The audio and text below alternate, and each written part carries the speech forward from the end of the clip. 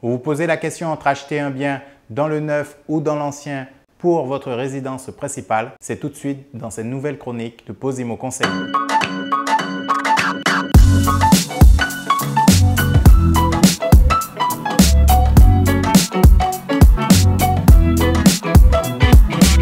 Bonjour, je suis Johan Milton, conseiller immobilier au réseau Capifrance en Guyane depuis 8 ans.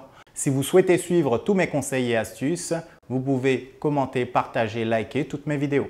Il est vrai qu'il est encore difficile de choisir entre le neuf ou l'ancien avec une offre qui est comme elle est en Guyane, pas assez de construction neuve en Guyane, mais les points essentiels, on va les voir tout de suite. Il faut 3 points avant de faire ce choix. La première chose, c'est qu'il faut connaître votre capacité d'endettement. Nous l'avons déjà abordé dans des précédentes vidéos. Il faut savoir jusqu'à combien vous pourrez emprunter. La deuxième, c'est est-ce que vous êtes éligible ou pas au prêt à taux zéro. Cela vous permettra de savoir si vous pouvez vous orienter dans le neuf. Et également de disposer d'un apport personnel. Le montant définira si oui ou non vous pourrez opter par le neuf ou par l'ancien. C'est parti, voyons tout de suite la synthèse, les avantages et les inconvénients pour acheter dans le neuf. Les avantages. Le premier point, un bien immobilier neuf est moderne et personnalisable. Les prix sont attractifs avec des garanties constructeurs. Aucun coût de travaux de rénovation à prévoir. Une capacité d'emprunt plus importante grâce au prêt à taux zéro. Des frais de notaire réduits, 2,5 en moyenne contre 8% dans l'ancien. Un faible apport réclamé par la banque. Une exonération de la taxe foncière durant les 2 premières années. Maintenant, voyons ensemble les inconvénients. Il faut acheter le bien sur plan vous obligeant à vous projeter car il n'est pas encore construit. Il faut attendre le délai de construction et de livraison pouvant aller jusqu'à 2 ans. Des dates de livraison parfois prolongées. On ne choisit pas toujours la localisation idéale. La négociation du prix d'achat est souvent non négociable. Dans un programme immobilier neuf, on ne peut pas toujours choisir ses plans et ses matériaux. Ensuite, analysons de façon synthétique les avantages et les inconvénients dans l'ancien.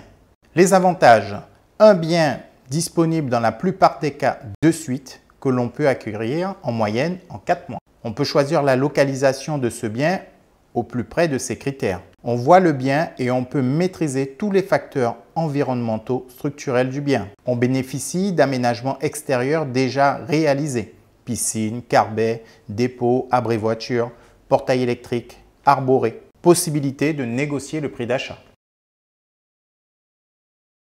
Maintenant, voyons ensemble les inconvénients. L'acquisition en l'état avec ses qualités et ses défauts. Il faut souvent prévoir des travaux complémentaires de modernisation, les peintures, la cuisine à refaire et la salle de bain également. Le montant des frais de notaire est plus important avec environ 8% et l'on doit souvent le payer grâce à son apport personnel.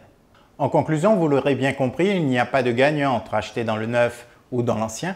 Tout simplement, cela dépendra de vos critères d'achat, de votre montant d'emprunt maximal, du montant de votre apport personnel ou encore de votre éligibilité au prêt à taux zéro.